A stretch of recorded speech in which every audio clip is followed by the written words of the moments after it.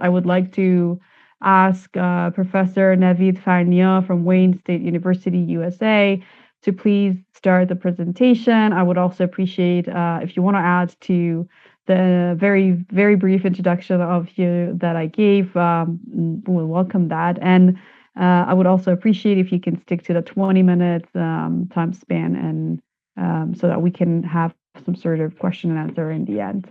We're ready to listen, Professor Navid, please. Salam and hello. Thank you all. I want to thank Professor Sauderi for organizing this panel, inviting me to speak today, along with the Human Rights Institute at the University of Isfahan for hosting this important conversation.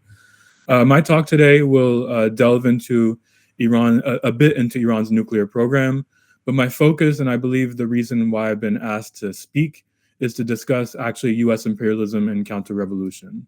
So specifically, my presentation will consider the confrontations between the Zionist imperialist camp on the one hand, or in other words, the world's counter-revolutionary forces, and the forces for national liberation and revolutionary struggle on the other hand. I will trace the historical trajectory of U.S. imperial warfare to provide a broader context and greater understanding of the 12-day war in June of this year. Now, from the outset, I want to be clear that the through line that facilitates U.S. imperial expansion and domination, I argue, is race and racism. We cannot understand U.S. imperialism without closely studying how an ideological commitment to global white supremacy undergirds and justifies imperialist violence. From the so-called Indian Wars and the wars against Black people in the United States, in the present-day United States, to Korea, Vietnam, Afghanistan, Iraq, Palestine, and Iran, the United States targets racially oppressed and colonized peoples through counter-revolutionary tactics, strategies, and policies. Counter-revolution does not simply encompass the act of overturning or defeating a revolution. Rather, it comprises larger structural processes, including economic, political, and military projects that aim to perpetuate U.S. imperialism. I argue that counter-revolution is in fact a euphemism for what U.S. officials call national security. And so this is how we bring security into the discussion as well. The United States aims to institutionalize counter-revolution on an international level as part of its national security empire. But the U.S. constantly must redefine what is internal and external to the state itself. As a settler state, the United States is an expansionist project. This means that the dialectic between what are called domestic and foreign policy animates how the United States conducts counter-revolution. For instance, as U.S. power expanded in the post-World War II period, the methodologies by which political, military, and police officials perpetuated that power evolved. On one hand, these officials exported strategies and tactics often used against racially oppressed groups inside of the United States to the U.S.'s newer spheres of influence. Yet, as its influence reached foreign terrains, U.S. forces adopted novel methods of racial domination based on their experiences. So in this respect, U.S. imperialism embodied the constant interplay between the so-called domestic and the foreign, and between the familiar and the new. U.S. imperialism has always encountered resistance, and this necessitates what it calls security. But because anti-imperialist resistance is continuous, security remains permanently unattainable. This is the contradiction that defines the existence of the United States and other settler entities, such as Israel. They cannot pacify resistance, particularly resistance forces which take shape as national liberation movements. My presentation focuses on these contradictions that emerge due to national liberation and how the United States attempts to resolve these contradictions through counter-revolution. I'll begin by providing a brief historical example that speaks to my argument, and I'm going to use the case of Vietnam to substantiate my claims. Vietnam is my historical example. I'll then address contemporary Palestinian and Iranian resistance to Zionist imperialism, which includes a discussion of the 12-day war and briefly Iran's nuclear program. And finally, I'll consider the relationship between national liberation and multipolarity. But first, Vietnam and the history of this, of what I want to discuss. So Vietnam's liberation struggle unfolded over 3 decades, during which the Vietnamese defeated 2 global empires, first the French and then the United States. In 1965, the United States began to escalate its presence in South Vietnam by deploying hundreds of thousands of troops. But the Vietnamese resistance did not panic. In a July 1965 speech, the Vietnamese leader Le Duan said the following about the U.S. escalation, quote, "If the United States itself directly enters the war in the South, it will have to fight for a prolonged period with the People's Army of the South, with the full assistance of the North and of the Socialist Bloc. Fighting for a prolonged period is a weakness of U.S. imperialism. The Southern Revolution can fight a protracted war, while the U.S. cannot, because American military, economic, and political resources must be distributed throughout the world." End quote. Le Duan's words emphasize a central maxim of guerrilla warfare, which consists of bogging down the imperialists in a prolonged conflict.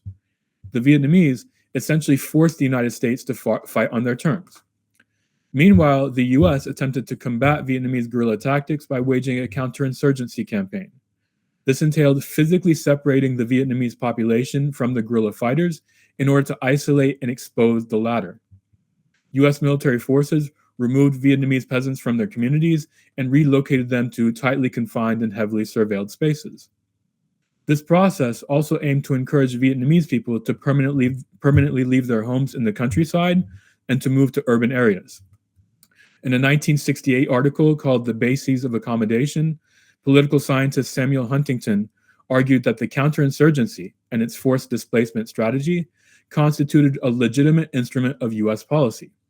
By destroying rural Vietnamese communities and creating refugee populations who flocked to urban centers, Huntington claimed that the U.S. was actually improving the lives of people while it's also achieving its military objectives. Quote, "The urban slum, which seems so horrible to middle-class Americans, often becomes for the poor peasant a getaway to a new and better way of life."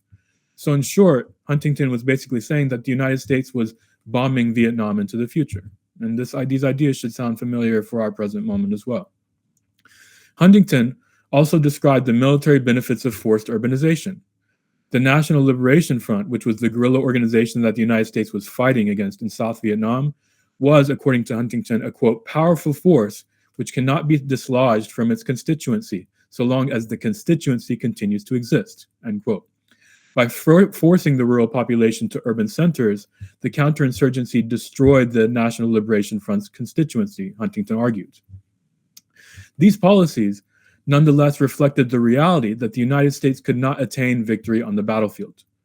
Over time, the Vietnamese resistance wore down the imperialist forces and their local proxies through tactical and strategic innovation. In early 1968, the Vietnamese resistance waged its largest offensive to date against the United States in South Vietnam. During this Tet offensive, as it was called, Vietnamese guerrilla fighters took the war to the cities of South Vietnam for the first time. To that day, they had been fighting in the rural countryside. Now they took the war to the cities. The Tet offensive shattered the myth that U.S. forces were safe anywhere in Vietnam, particularly since U.S. officials claimed that the cities of South Vietnam were not active combat zones, that they were secure. It also affected the morale of U.S. soldiers and, by extension, the U.S. public back in the United States. The actions of the Vietnamese resistance spurred the anti-war movement in the United States. So the contradictions of the U.S. war of aggression, became so untenable that it led to the U.S.'s defeat and Vietnam's complete liberation with the reunification of North and South Vietnam in 1975. The Vietnamese liberation struggle is very important for our understanding of imperial and colonial warfare in the present moment. But before I specifically address Iran and Palestine, I want to provide another anecdote that will help us to further contextualize the present moment. Now, in 1927, Captain Elbridge Colby of the United States Army published a short essay in the American Journal of International Law. The essay was titled, quote, "How to Fight Savage Tribes." In the essay, Colby cited numerous British and U.S. military strategists who all agreed that international law and the rules of war do not extend to, quote unquote, uncivilized peoples. Colby spoke specifically of guerrilla warfare, where in his view, there was no distinction between civilians and combatants. And he specifically asserted that restraint is not necessary when waging war against non-white, non-European peoples. Western forces were justified in the total destruction of, quote, elusive savage or semi-savage people and of tribal units which wage war as complete tribes, end quote. Europeans, Colby argued, should not be accountable to international law in their colonial wars. Importantly, The Army captain's assertions also reflected the U.S.'s own growing global interests at the time. These, quote, less humane methods of warfare, which were once used against wild American Indians, were commonly employed against savage tribes in Asia and Africa today, Colby explained. And again, he's saying this in 1927. Elbridge Colby was the father of William Colby, who served as the director of the Central Intelligence Agency, the CIA, from 1973 to 1976, which were the final years of the U.S. war in Vietnam. Elbridge Colby's great-grandson is Elbridge Andrew Colby, who now serves in the Donald Trump government as the Undersecretary for Policy in the just renamed Department of War, formerly called the Department of Defense. Colby, the younger Colby, reports directly to the Secretary of War, Pete Hegseth, whose recent comments parallel the words of the elder Elbridge Colby a century ago. During a speech given to U.S. military officials on September 30th of this year, so just a couple of weeks ago, Hegseth asserted, quote, our civilian and military leadership is chock full of veterans from Iraq and Afghanistan who say never again to nation building and nebulous end states. Hegseth continued, quote, we fight wars to win, not to defend. We unleash overwhelming and punishing violence on the enemy. He then added, quote, we also don't fight with stupid rules of engagement. We untie the hands of our warfighters to intimidate, demoralize, hunt, and kill the enemies of our country. No more politically correct and overbearing rules of engagement. Just common sense, maximum lethality, and authority for war fighters, unquote. Hegseth's words describe precisely the kind of war that Elbridge Colby talked about a century earlier, but also the kind of war that the Zionist entity of Israel and its imperialist backers are waging in Palestine. The genocide, therefore, exists in the long line of colonial wars, many of which predated the establishment of so-called international law. Western imperial warfare has always proven to supersede the mandates of international law. U.S. Senator Lindsey Graham, a close ally of Donald Trump, expressed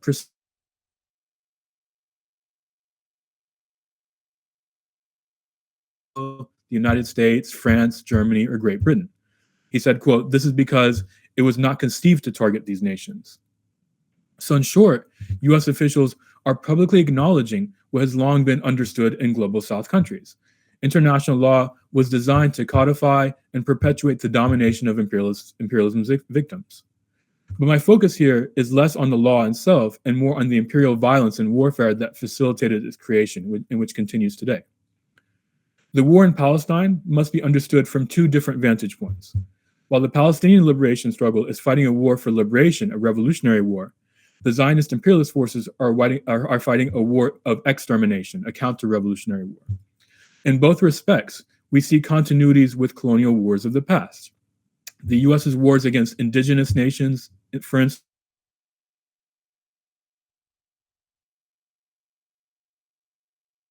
again, quoted U.S. President James Monroe, who justified the U.S. strategy of burning down Native American homes in an 1813 military campaign. Monroe said, quote, this species of warfare has been invariably pursued by every nation engaged in war with the Indians on the American continent, end quote. Vietnam is also again instructive here. On an ideological level, U.S. military forces considered the war in Vietnam a logical extension of the Indian Wars. They even called Vietnam, quote unquote, Indian country. Strategically, U.S. forces targeted civilians in order to undermine the resistance. The Palestinian liberation struggle is therefore not exceptional in these respects. Just as the Vietnamese defeated imperial forces possessing superior firepower through protracted war, the Palestinian resistance has likewise emphasized waging a war of attrition against the Zionist imperialist forces. Iranian officials also continually refer to a war of attrition because they have witnessed the gradual beleaguerment of the United States and Israel over the last 2 years. In Iran, the Zionist entity again defied all rules of engagement. During their unprovoked lightning attack on June 13th of this year, the Zionists assassinated or attempted to assassinate numerous Iranian political and military officials and scientists. Though illegal, the decapitation strategy is not new. In South Africa, for instance, the apartheid regime continuously targeted resistance liberation movement, both on the battlefield and at the negotiating table. Chris Hani, the widely popular resistance leader in South Africa, was among those assassinated. And the liberation of South Africa. And again, we're seeing here how transnational counter-revolution unfolds and how the world's counter-revolutionary forces adopt strategies from each other to suppress revolutionary movements from South Africa, the United States, Israel, and other countries that I don't even have time to discuss today. The Zionist entity has taken the strategy of assassination to a new level, targeting resistance leaders within Palestine and across the region. But assassination also constitutes part of a larger hybrid war against the axis of resistance. When the Zionist entity attacked Iran on June 13th, they believed the Iranian state would swiftly collapse. This projection, assuredly shared by the United States, proved fantastical, proved a fantasy. So the question is why? The coercive mechanisms designed to gradually destabilize Iran, therefore ripening it for military attacks, including sanctions, for instance, in fact created the conditions for state building in Iran. Iran's defensive war against the Zionist imperialist forces embodied the culmination of a fundamental commitment to self-reliance, which has remained a bedrock of Iranian political doctrine since the country's 1979 revolution. Nearly half a century later, ongoing struggle against Zionism and U.S. imperialism, Iranian leaders continue to recognize how self-reliance both preserves the revolution and advances the unfinished pursuit for national liberation. Internal development was necessitated by the imperialist pressures seeking to isolate Iran from the world. Yet the Islamic Republic leverages these external threats into opportunities. Conditions of scarcity have fostered a national culture of resilience, independence, and ingenuity. These underlying principles allowed Iran not only to withstand the massive attack by the Zionist entity on June 13th, but to strategically defeat Israel over the ensuing 12 days. Iran's nuclear program exemplifies national development, along with self-reliance and ultimately self-determination. But Iranian sovereignty, as represented by the nuclear program, is also enforced by Iran's homegrown defense capabilities, particularly its world-class ballistic missile and UAV programs. Iran's nuclear and ballistic capabilities are mutually reinforcing. While the nuclear program symbolizes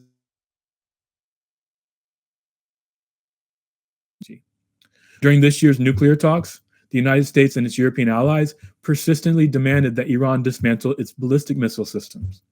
Benjamin Netanyahu also called upon the Western powers to force Iran into a quote-unquote Libya-style disarmament. His demand was in reference to the 2003 deal in which Muammar Gaddafi's government allowed the imperial powers to demolish Libya's nuclear and ballistic missile programs in exchange for sanctions relief. The demands against Iran indicate that even the Zionist imperialist forces comprehend the mutually constitutive nature of Iran's nuclear and conventional capabilities, which together protect and advance national autonomy. Western powers, led by the United States, endeavor to destroy Iran's sovereignty by incapacitating its self-defense. Iran's refusal to dismantle its nuclear and missile programs likewise demonstrates the understanding that any capitulation would enable an imperialist counter-revolution resembling the 2011 NATO invasion, which assassinated Gaddafi and destroyed the Libyan state. Instead of compromising its independence, Iran stands among the resistance forces fighting to liberate West Asia from imperialism and Zionism. So given these competing realities, it is likely that the Zionist imperialist war against Iran will continue. While Netanyahu has stated that the Zionist entity will, quote, not be dragged into a war of attrition against Iran, Iranian military officials have repeatedly stated that they are prepared for a war that can last for years.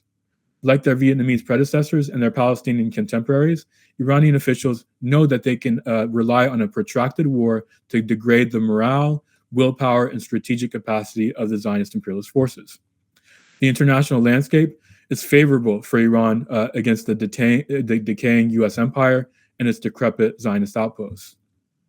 So here I want to talk a little bit about national liberation and multipolarity. Am I okay on time? Or? You have 2 more minutes. Okay. Slightly more than 2 more minutes. Yeah. Okay, I'll try to be quick. Okay. So the emerging multipolar world order that challenges U.S. hegemony gives leverage to global South countries that are victimized by the various manifestations of imperialism. China's emergence and Russia's reassertion of power have successfully challenged U.S. dominance for the first time since the Cold War. U.S. and European hegemony have receded to such an extent that the Donald Trump government began dismantling the mechanisms of Western soft power in order to push military spending and domestic securitization. Okay.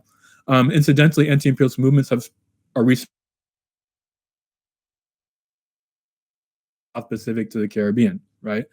Now, during the early Cold War, anti-imperialist movements spread like wildfire across the Third World precisely because multipolarity created the space for national liberation movements, and in turn, national liberation advanced multipolarity. Palestine's liberation struggle, the 12-Day War, and the broader developments in West Asia should likewise be understood in this context of accelerating multipolarization. The fortitude of Yemen, Lebanon, Iraq, and Syria to materially support the Palestinian resistance both stems from and advances multipolarity. Iran's ability to endure pre-planned attacks by the Zionist imperialist forces both demonstrate its capacity to rival Western power in the region and the magnitude of Iran's sovereign development. But Iran has also become a regional power through its support for liberation organizations in West Asia and its global alliances with China, Russia, and other global forces and countries, for example, Venezuela. National liberation, anti-imperialist regionalism, and multipolarity have combined to present the greatest challenge to U.S. imperialism and Zionism that U.S. imperialism and Zionism has faced in West Asia. I'll stop there. I have a little bit more, but I'll stop there for time. If you can continue for one more minute if you want to. Okay, I'll give you my conclusion. Okay, thank you. Yeah. Great. So the 12-Day War was a significant test for the forces of national and regional liberation and multipolarity. With the Israeli entity reaching a global pariah status and the reputation of the United States plummeting alongside that of its Zionist outpost, the imperialist camp has leaned ever further into full-scale violence without any liberal pretense. So Western soft power is on life support, which is a major signifier for the demise of U.S. imperialism. Yet the Zionist imperialist forces are not yet totally defeated. With imperialism teetering on the edge of collapse, we are living in a perilous moment. The Palestinian people have experienced these perils firsthand, and the violence reached Iran this past June. So in this respect, the Zionist attack against Iran, and even the genocide itself, reflect acts of desperation. Iran's regional and global allies, and indeed the entire global South, are aware of the disaster which would have ensued had Iran fallen during the 12-Day War. Even countries that remained aligned with the imperialist camp recognize that Iran's demise would lead to unfettered Zionist domination in West Asia. But the national culture of steadfastness, both in Iran and Palestine, will enable both countries to endure. So this is why the regional resistance, including that in Iran, maintains an unyielding commitment to a long-term struggle, gradually but irrevocably deteriorating Zionism and imperialism. Thank you. Thank you so much. The intersection of racism and imperialism, or the connection between the two, are always a very fascinating topic. Thanks very much for this insightful presentation and how you offered a perspective or a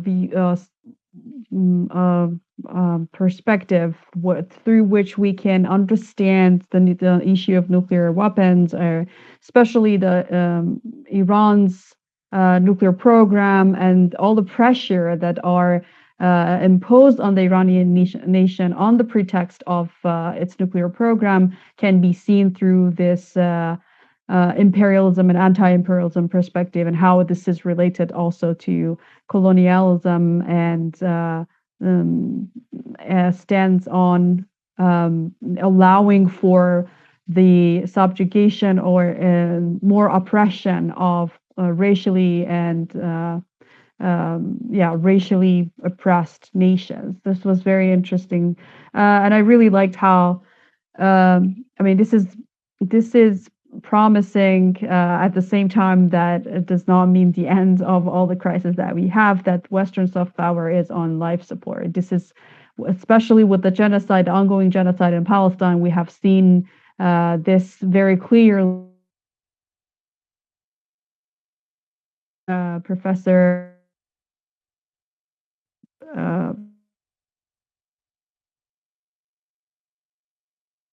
Erzsébet also mentions public opinion, and the resistance that is formed through public opinion and informing public opinion is very important, even in the face of nuclear proliferation. Thanks so much.